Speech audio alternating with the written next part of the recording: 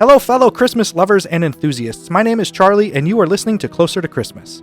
On this episode of the podcast, I'm going to cover Home Alone, the Classic Illustrated Storybook that was released by Quirk Publishing in 2015. So that's your cue to go grab a hot chocolate, your favorite blend of coffee, sit back, relax, and enjoy the show.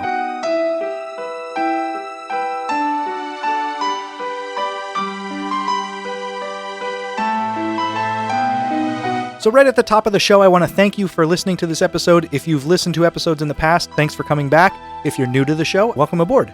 So this episode, I'm going to stray away from talking about video games and Christmas and video games, and I'm going to cover a hardcover book that our family received for Christmas a couple years ago. It's a nice hardcover book. It's a 40-page book, and the size of it is it's on the larger side. It's 9¼ inches by 11.3 inches large. The reading age on this book is roughly 3 to 7 years, and the grade level for reading is preschool to 3rd grade. On the cover of the book, it says Pop Classics, Home Alone, and then it has a classic drawing of Kevin McAllister standing there making the screaming face when he puts his hands up, and you see Marvin Harry out the window.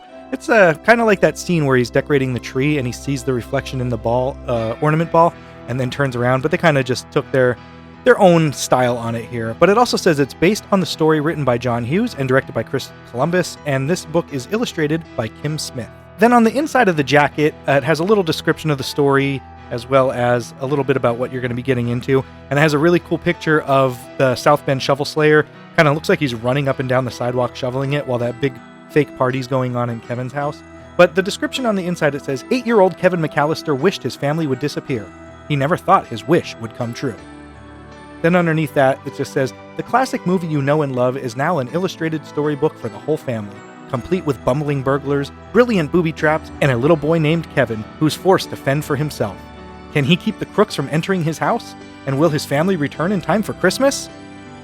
Well, I guess that's up to you to figure out if you never saw the movie, but that's what I'm going to go over my thoughts on the book here, what I thought about the drawings and the illustrations, and I will give you my full review. All right, so I'm sure we all love Home Alone. We're all Christmas lovers here, and Home Alone is such a classic that this is a super, super, super condensed version.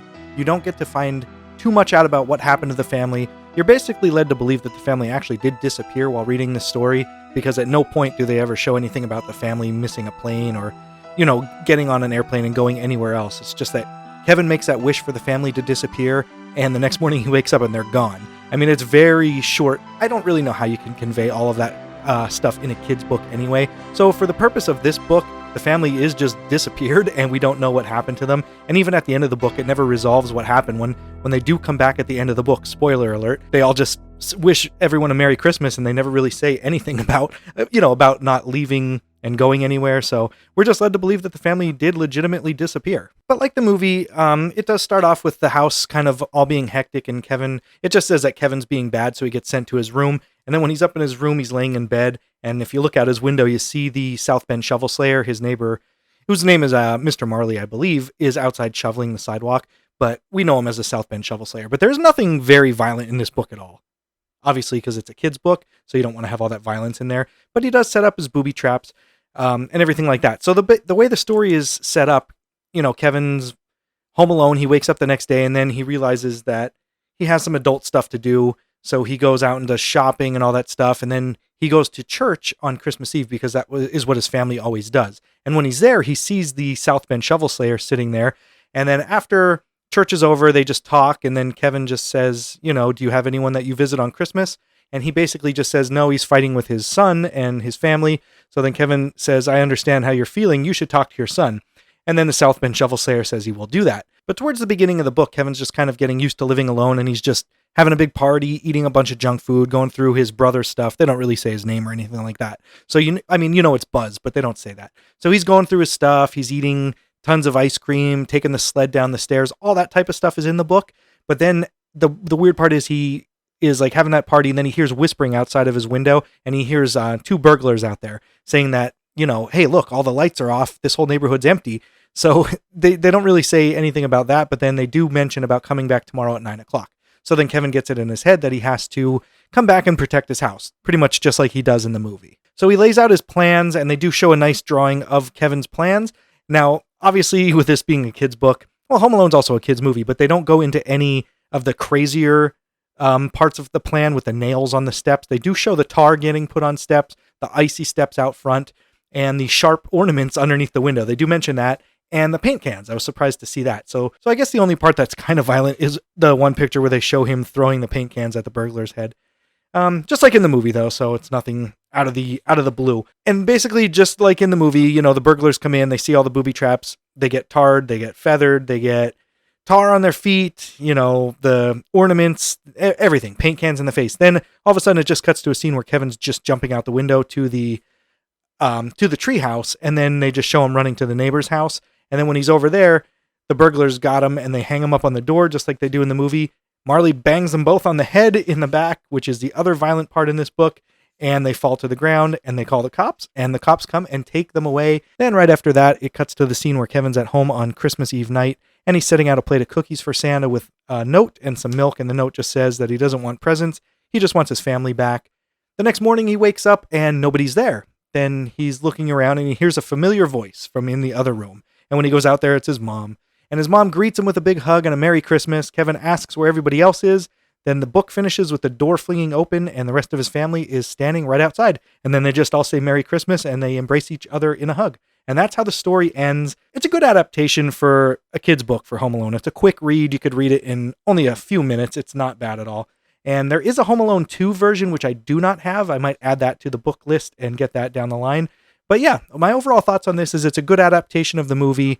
It's a very short version, so you're not getting all of the, all the hilarity that you do in the movie. But for the most part, it's a good book adaptation.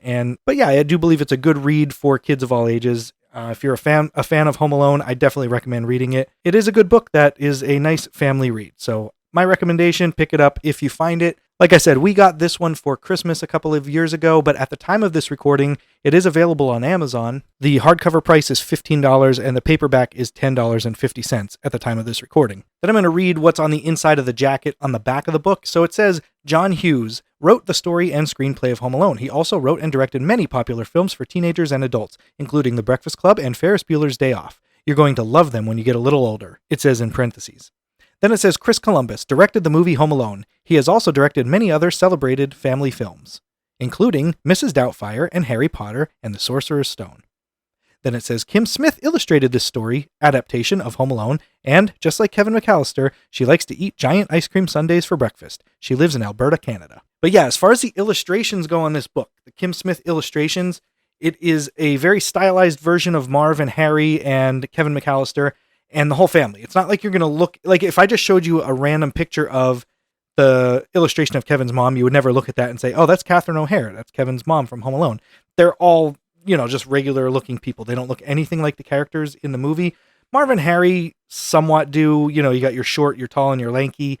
But for the most part, it's very cartoon. I enjoy the illustrations a lot. The only thing is, like, in every scene, basically Kevin's smiling like a crazy amount. So like, in the one scene where he's kind of scared, he's smiling. So that's the only thing I might change a little bit was some of Kevin's facial expressions. But for the most part, the illustrations are really good. But it does have like a watercolor / maybe acrylic paint type of vibe to it. It's not your solid dark colors, but the illustrations are really nice. I enjoy it. It's a nice, vibrant looking book, and I would definitely recommend picking this one up if you have kids and a family that enjoys this movie. A little bit of information from Amazon on this book is this is number 35,004 in books.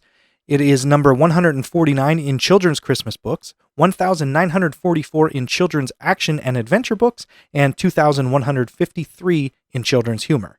It has a 4.9 out of 5-star ratings with 2,189 reviews, and all of the reviews are very positive on this, obviously with a 4.9 rating. Some of the titles for the reviews are Great for Kids, A Winner, I Just Loved It, Fun Book for the Pop Classic series, My Son Loves It, Awesome Book, and one that I scrolled through before and I saw it was a pretty good one. It was a 4-star rating, but the title was Look What You Did, You Little Jerk.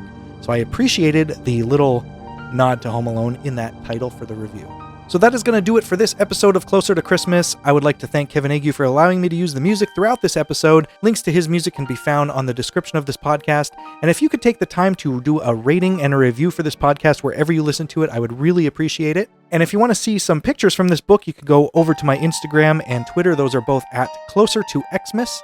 You can go over there and check out some of the pictures that I'll be posting to go along with this episode. And you could also email the show closer to christmaspod@gmail.com. I'd love to hear from you. Thanks again for listening. And the next time you hear my voice, we will all be a little bit closer to Christmas. Thanks for listening.